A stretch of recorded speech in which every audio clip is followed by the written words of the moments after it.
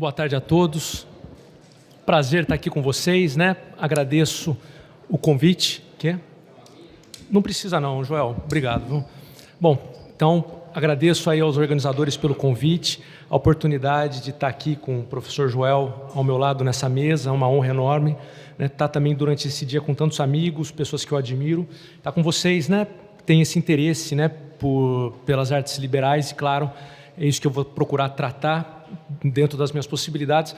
O interesse, antes de tudo, pela verdade, né, pelo conhecimento profundo do que vem a ser a realidade e que nós também nos abramos a ele. De certo modo, minha palestra vai girar em torno desses dois pontos. Uma verdade que nós vamos buscar e, ao mesmo tempo, a nossa abertura pessoal a ela. Às vezes se fala, C.S. Lewis tem um trecho, né, em que ele diz que, às vezes, nós podemos procurar a Deus, mas o problema é se nós encontrarmos a Ele. O que nós faremos? Então, claro, teologia vai ficar com o professor Joel para comentar, mas a filosofia, ao menos como eu a entendo e diria como os pensadores clássicos a enxergaram, é antes de tudo uma busca da verdade. Pode parecer óbvio para muitos de vocês, mas infelizmente não é, vamos dizer assim, o que se vê para muita gente que estuda justamente essa disciplina. Daí até cabe perguntar até que ponto eles ainda a estudam, se o que isso é feito é de fato filosofia ou já se é outra coisa, né? Então, me pediram para comentar um pouco a respeito, dentro desses ensinos superiores da filosofia, trazendo um pouco a minha experiência, né, pessoal, acadêmica. Como eu fui estudar a filosofia, gente, o que me interessou? Eu nunca pensei, não houve um plano meu para isso, para algum momento me tornar alguém que se dedicasse, vamos dizer assim, com perigo dessa palavra, profissionalmente à filosofia, em termos acadêmicos, que é o que hoje em dia eu estou fazendo. Eu fui fazer direito, mais do que um amor inicial pelo direito, com a ideia de que eu gostava de humanidades, queria ter um curso sério. Na minha época eu achava que o melhor caminho para isso, dentro das humanidades, seria o direito. Também queria ver uma possibilidade profissional posterior, uma vez formado, e caí nele. Gostei muito do curso, né? Me ajudou muito, foi uma coisa assim, que me abriu a mente, posso dizer que me ajudou bastante mesmo, né? Mas já então eu comecei a me interessar especialmente pela filosofia do direito, pelo direito natural, e claro, né, tive contato através de outros meios, não diretamente pela faculdade, mas sobre Aristóteles, Tomás de Aquino, Platão, grandes filósofos, e fui vendo como aqueles autores, esses grandes pensadores, influenciavam na forma como se pensa o direito. Então, eu sei que vários de vocês são de direito, eu poderia falar do mesmo modo, com exemplos semelhantes de outras disciplinas, e até me parece que hoje, no decorrer do dia, nós tivemos chance de ver isso, como as várias áreas do pensamento humano têm uma filosofia por trás. Há pouco tempo, o professor Rafael comentou do finalismo, que é uma linha, eu lembro de estudar isso no primeiro ano da faculdade, né, uma linha que fala sobre a conduta criminosa. E, de fato, o finalismo é uma explicação que ela está de acordo com a teoria da ação aristotélica que está na Ética Nicômaco. Você esquecer essa teoria da ação e colocar no seu lugar uma visão do ser humano mecanicista, como se nós, em termos de comportamento, simplesmente reagíssemos a impulsos anteriores, se você enxerga dessa segunda maneira o ser humano, a sua visão da teoria do crime vai ser diferente. Para vocês terem uma ideia, depois eu fui fazer um mestrado, é um tema muito técnico que eu estudei, eu falo para quem é do direito, né, a cláusula rebus sic stantibus, é uma cláusula nos contratos que diz que um contrato vale na medida em que permanecem as circunstâncias em que ele foi celebrado. Se essas circunstâncias forem modificadas, as prestações das partes devem ser ajustadas.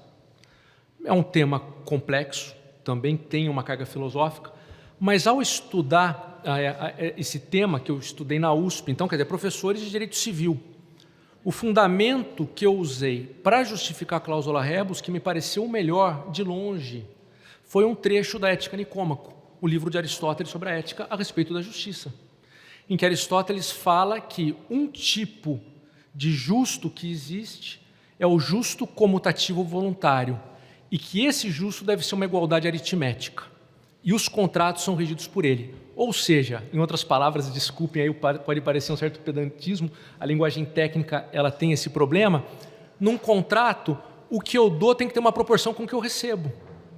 É isso que o Aristóteles diz. Mas vejam, gente, ele está falando isso 300 a.C., antes do direito romano existir.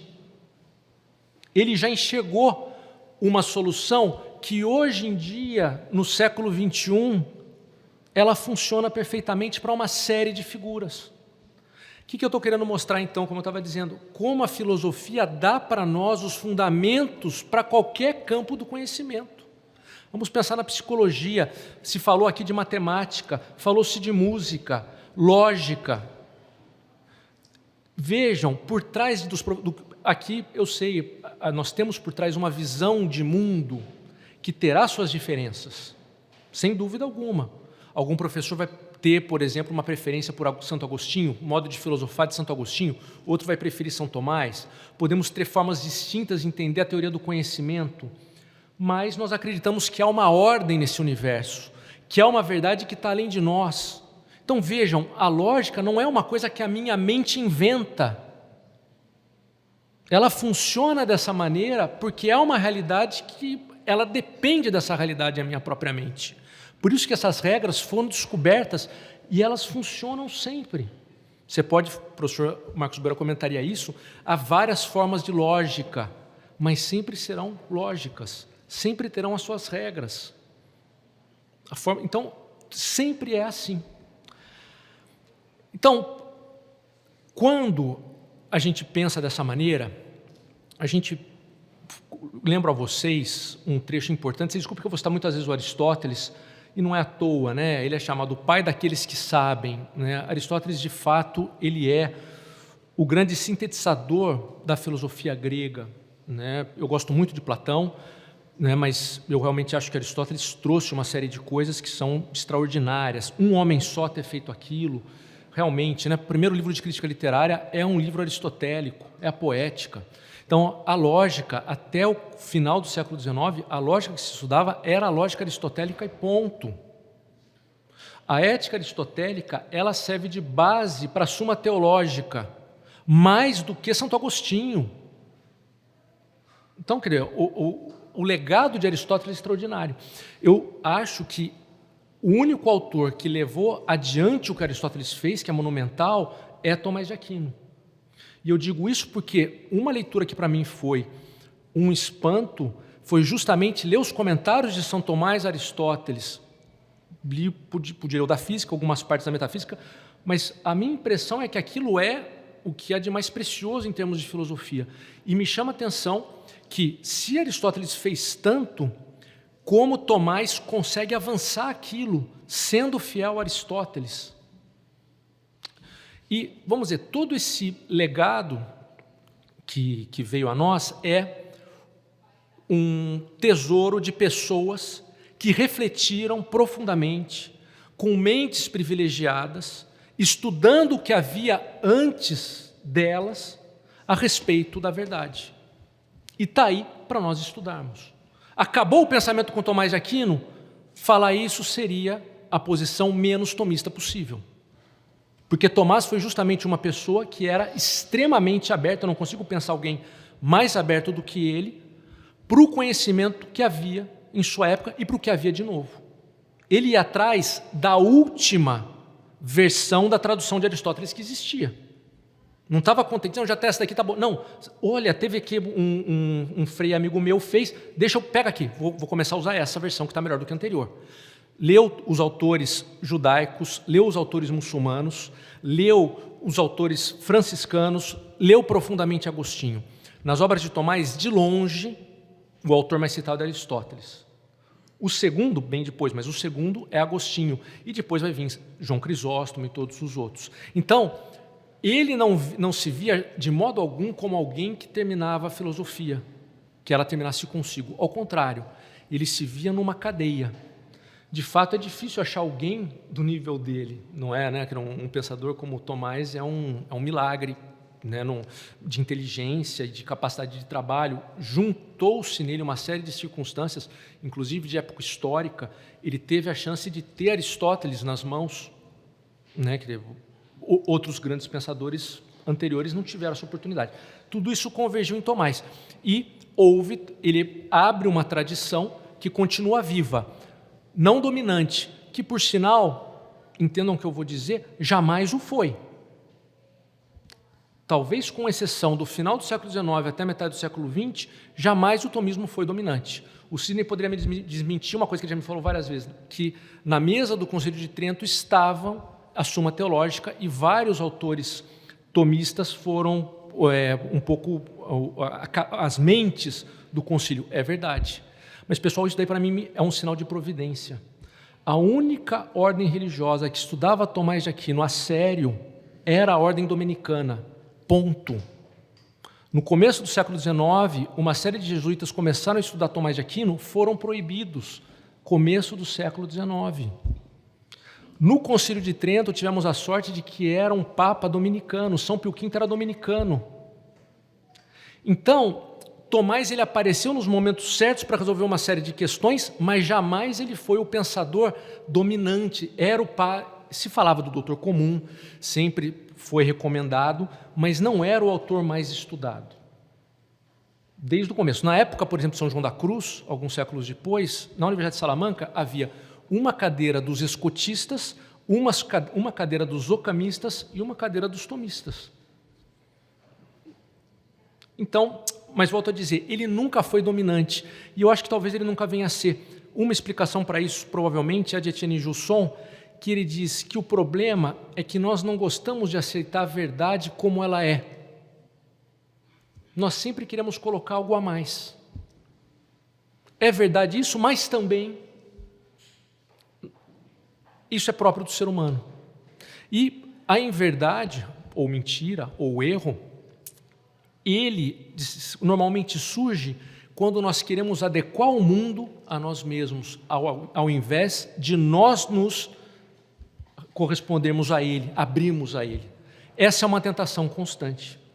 Então, meu amor à filosofia vem surgindo, foi amadurecendo. Eu falei tudo de São Tomás, vocês desculpem, né? Me empolgo quando eu falo dele.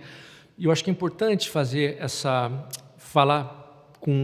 da maneira como eu o vejo de fato, a importância que ele tem, sem excluir os outros autores importantes que houve na história e que há na história do pensamento, né?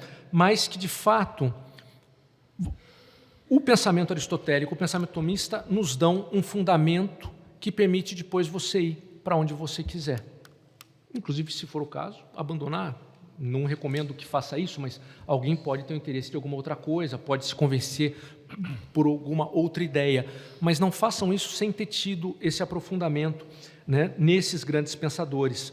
Então, vejam, se eu fosse falei dessas características da abertura, da busca da verdade.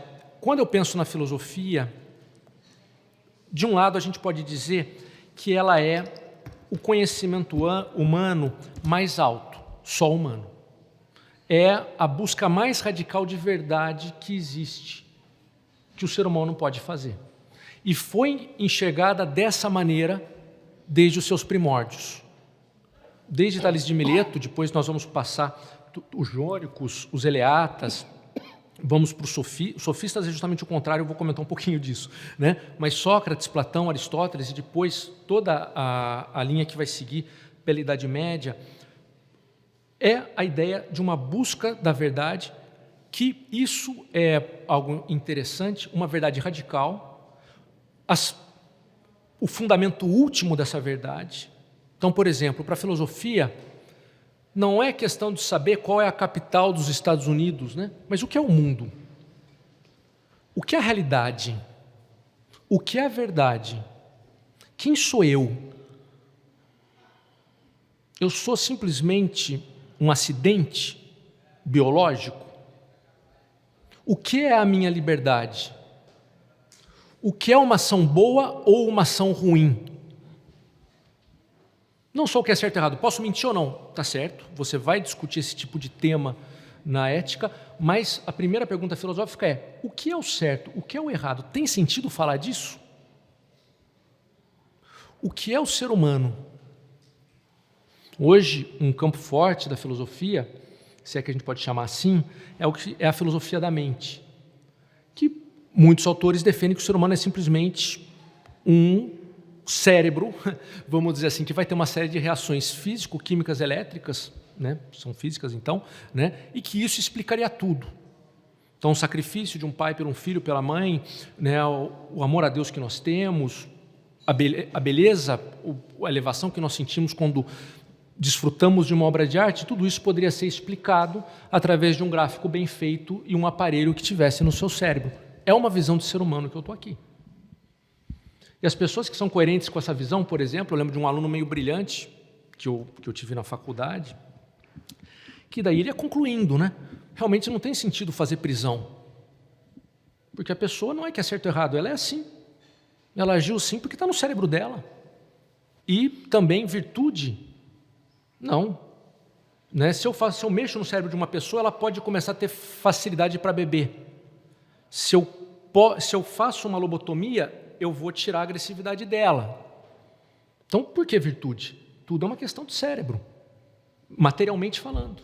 Vejam, eu já estou começando a fazer uma teoria de sociedade, eu estou começando a fazer uma teoria moral a partir de uma visão de ser humano, em que todo o elemento espiritual foi tirado.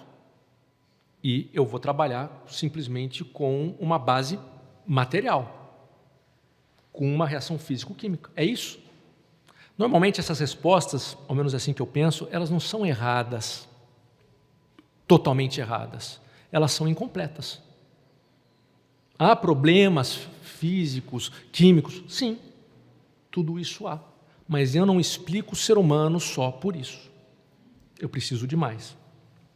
Então, a filosofia, ela se debruça e enfrenta essas questões que não cabe a nenhuma ciência. Está além do que qualquer ciência pode alcançar.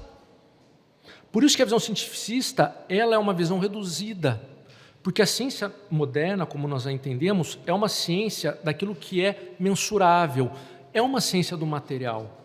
Então, há dimensões que estão além dela, a não ser que eu mutile a realidade. E fale, não, o que não for científico não existe. Há linhas importantes da filosofia do século XX que justamente o que elas diziam era isso. O Ciclo de Viena falava, há duas verdades, aquela que eu percebo pelos sentidos e as verdades lógicas e matemáticas. Fora disso, nem comente a respeito. Então, para eles, não é que falar de Deus estava errado, não tinha sequer sentido. É uma forma de pensar. Mas vocês vejam, toda a discussão que nós temos sobre bondade, beleza, correção, sentido de vida, tudo isso desaparece. É esse tipo de vida que nós queremos ter? Ou esse tipo de visão é suficiente? Então, a filosofia nos expande. A filosofia é uma abertura para o todo. Então, se a filosofia é isso, vejam, e de modo, até como me foi entregue o tema que eu falaria aqui, tem isso por trás, né? Depois que você estuda as artes, você pode ir para a filosofia. E eu diria, gente, é de fato isso, de até uma relação de ida e volta. Por que nós queremos aprender a gramática? Por que nós queremos aprender a retórica? Porque se falou aqui da arte, né? Se falou da música especialmente, que ela pode nos levar a Deus. Não quero dizer que só vou estudar gramática para conhecer Deus. Não é isso. Gramática nos possibilita muitas coisas. Retórica também. Posso fazer um belíssimo discurso simplesmente sobre um evento. A gente viu aí todo empolgado o professor Rafael comentando das guerras e de tudo mais. Então, é um uso da retórica para um evento determinado. Não preciso falar só de Deus. Mas o conhecimento humano mais alto, que de algum modo as artes nos fazem chegar a ele, é o conhecimento de Deus. É o conhecimento de Deus. E a filosofia primeira, o campo mais alto da filosofia, tradicionalmente é chamado de metafísica. E uma das definições do objeto da metafísica, que está em Aristóteles, é o estudo das coisas divinas. Essa é a definição da filosofia mais alta. Teologia filosófica. Depois a gente vai falar da teologia, o professor Joel vai falar da teologia revelada, mas a teologia filosófica é esse. E quando eu penso em Deus e no resto, não quer dizer que qualquer coisa que eu pense eu tenho que pensar em Deus diretamente, não é isso. Mas se eu aprofundo, como que vai surgir a pergunta sobre uma causa última, ou primeira, se a gente preferir. Isso já está no livro da Física de Aristóteles, Platão nem se fala, Platão, isso daí é direto. Platão é um pensador teológico, sem dúvida.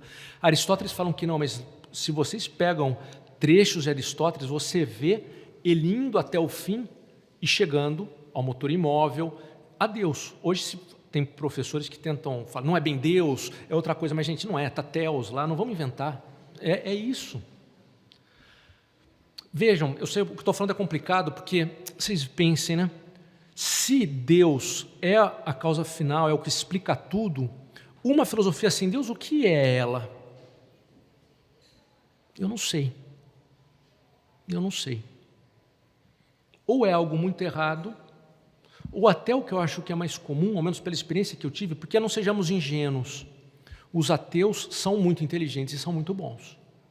O que eu quero dizer com isso? Eles têm respostas. Você pode não concordar com elas, mas eles pensaram nas objeções que nós vamos fazer. Como é que o senhor fala de não, isso é assim, assim? Ele tem respostas. Mas normalmente o que me parece, ou que realmente, como eu dizia, tão erradas ou até mais comum, o não querer ir até o fim. O grande problema da filosofia, que você não chega a uma causa última, é porque você chega um momento que você não quer chegar a ela. Vocês desculpem, né? Estou indo por um caminho que não era exatamente o que eu pensava, está teórico, mas eu acho que também são coisas importantes de falar de vez em quando, né? Isso, né? Hoje, o que está acontecendo, e eu tiro de todas essas ideias que eu estou falando aqui, o que está acontecendo com a filosofia? Não só no Brasil, no mundo. Há uma diminuição importante do interesse dela no âmbito acadêmico. Muitas universidades americanas já estão fechando os seus departamentos de filosofia. E muita gente acha que só vai permanecer naqueles locais em que ou há uma tradição grande ou a universidade é muito rica, então para ela não faz falta, ela pode ter um departamento de filosofia que não vai haver problema econômico. Mas isso é uma pena. Como que nós podemos falar de um conhecimento universitário sem um conhecimento filosófico que vai ser o regente de tudo isso? Vai ser algo extremamente mutilado, fragmentado. E por que essa irrelevância atual da filosofia? Eu tenho uma opinião, lógico que é um fenômeno que há várias causas, inclusive a mentalidade utilitarista, tudo isso vai atrapalhando. A filosofia é algo que ela serve para quê? Para conhecer, e não para conhecer para algo além dela, é um bem em si. Nesse sentido é um conhecimento teórico, é o conhecimento mais nobre que há. Por que a gente quer saber a verdade? Porque a verdade vale por si mesma. Depois sim eu posso usar para outras coisas, né? Como eu falava para vocês, no direito eu usei um texto de Aristóteles, posso, mas não é essa a meta final principal da filosofia, é o próprio conhecimento. Pois bem, para a filosofia ser relevante, de um lado você precisa considerar de que existe uma verdade que vale a pena ser buscada. Eu dizia para vocês antes, né, que o sofista não seria propriamente um filósofo, porque de fato, de um certo ponto de vista, ainda que nós os estudemos na história da filosofia, o sofista, que é quem nega a verdade e fala que tudo é uma questão de retórica e de convencimento, ele é um não filósofo por excelência. Ele está propondo a antifilosofia. E os sofistas, eles têm os seus herdeiros no nosso mundo. Em várias escolas que, inclusive, fazem propaganda disso, de que continuam o que os sofistas disseram. A desconstrução, todo o pós-modernismo, que vai desprezar a razão, vai desprezar a verdade. Não lembro qual autor falou, se depois nessas coisas ele é melhor do que eu, mas é um autor importante, eu não sei se é o Nietzsche. Enquanto acreditarmos na gramática, ainda temos o perigo de acreditar em Deus. Nietzsche pode ser louco, pode ser o que quiser, mas era um homem muito inteligente.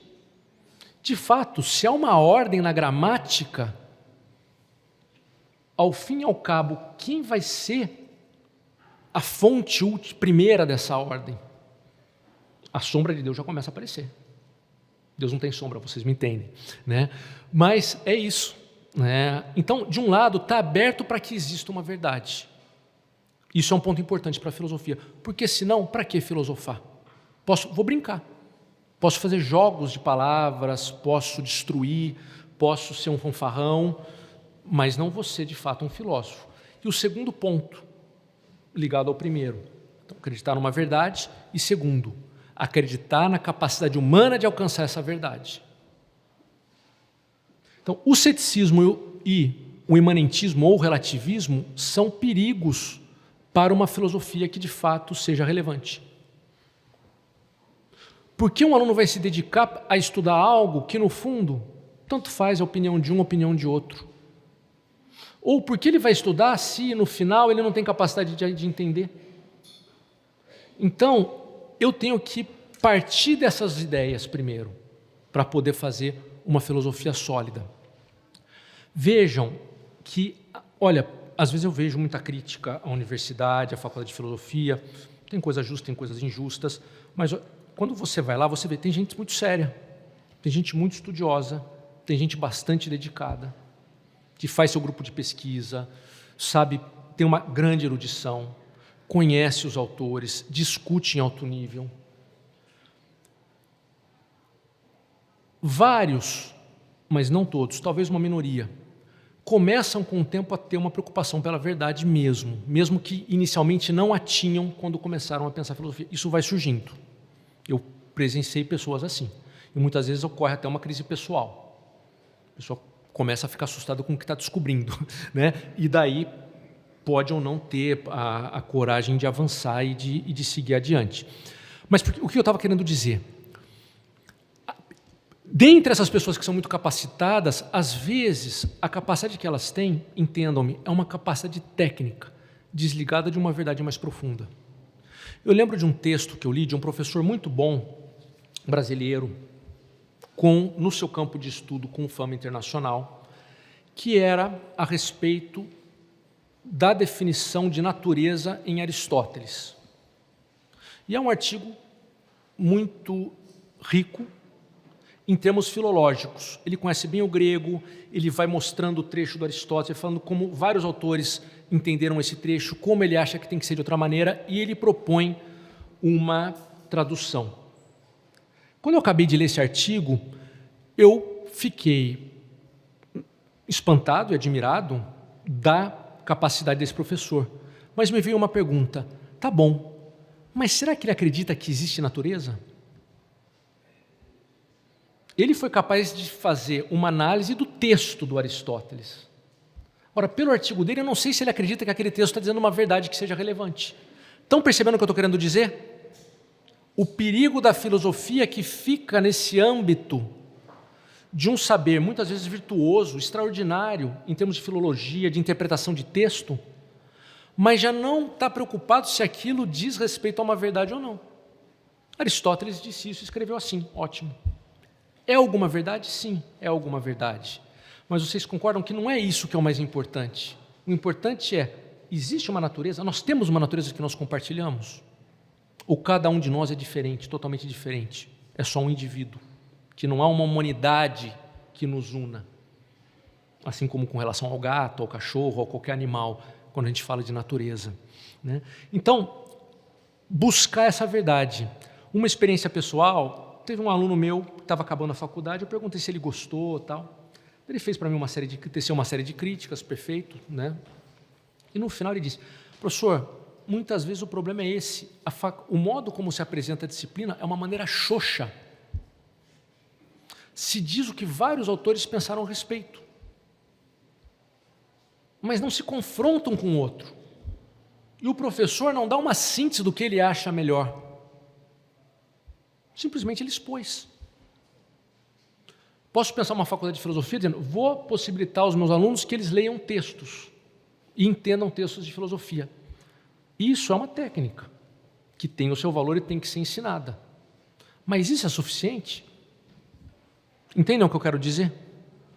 Então, o que esse meu aluno reclamava, se a gente for pensar, voltando, né, a Tomás, e as questões disputadas, que é um dos modelos que se usava das obras na Idade Média, são justamente você pega um tema, colige, faz um compêndio da opinião de vários autores a favor daquela afirmação, depois vários autores contrários àquela afirmação, depois o professor ou quem conduzia a questão disputada, ele fazia uma síntese com a opinião dele E ao final ele ia rebatendo cada uma daquelas opiniões que ele se colocou de uma maneira contrária. Nós estamos parando no final da exposição das opiniões. A síntese e o rebater a gente não está entrando. Mas por quê? Porque já não acreditamos numa verdade. Se não há verdade, só existem opiniões. Concordam? Agora, se é assim, nós matamos a filosofia. A gente poderia falar de muito mais coisa, não quero privar vocês mais tempo de ouvir o professor Joel, mas eu termino com uma citação do Chesterton. Tem um momento, né, em que o Chesterton faz um comentário a respeito do Hamlet, né? Então, ele comenta de um outro autor que considerava que o Hamlet fosse um cético.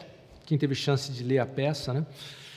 E daí o Shakespeare fala, não, Hamlet era um pensador, por isso ele era o oposto de um cético.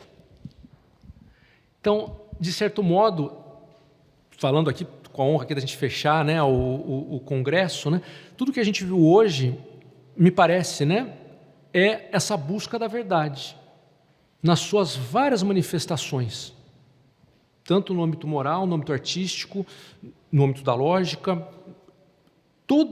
nós somos sedentos de verdade. E a filosofia é aquela que tem, vamos dizer assim, dentro do campo do conhecimento humano, aquela área que tem mais chance de satisfazer, tirando a teologia, como a gente já vai ver agora. Então, minha sugestão, gente, se vocês querem uma formação completa, profunda, não se pode fugir da filosofia. Sem ela, você pode ter erudição, mas sem filosofia você não vai ter uma visão organizada, porque a filosofia é justamente o campo do conhecimento que organiza todos os demais, põe as coisas na sua devida proporção. Disso aqui a gente poderia tirar várias conclusões, né? Por exemplo, esse é um problema que eu vejo na metodologia, lógico que ela pode ser bem aplicada, e que se fez com muito boa vontade, né? Com toda a metodologia dos great books, dos grandes livros. Você pode usar os vários grandes livros, mas você não pode colocar no mesmo padrão o que Aristóteles fala do que Dickens fala. Ainda que Dickens seja genial como literato, mas são coisas diferentes. O próprio Dickens não está achando que ele está fazendo filosofia. O próprio Shakespeare é um gênio. Tem filosofia por trás? Muita. Mas ele não é um filósofo, nem quer ser. Então, a filosofia está num nível acima. Se nós a entendemos bem, temos uma filosofia sólida, todo o resto é mais fácil de entrar no lugar. Tá bom? Bom, obrigado a todos vocês aí por